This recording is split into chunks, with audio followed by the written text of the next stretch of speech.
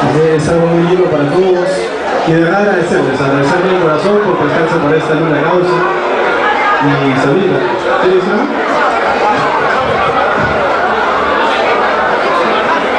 Bueno, buenas noches con todos. De verdad soy muy agradecida de estar aquí, de verlos a todos ustedes. He visto gente que no he visto desde hace tiempo. Nada, yo no voy a mirar para atrás. Yo estoy mirando a partir de ahorita hacia adelante. Estoy poniendo mucho de mi parte, mucho corazón, como le pusieron el lema, ponte corazón.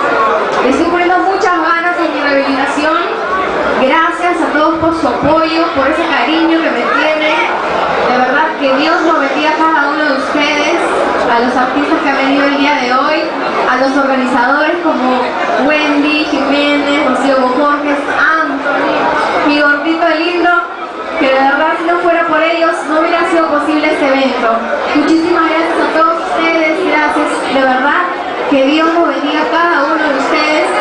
Y nada, yo de verdad, lo único que les puedo decir, lo único que les puedo brindar es que yo no me voy a dejar caer, no me voy a dejar derrumbar. Yo creo en un Dios de milagros.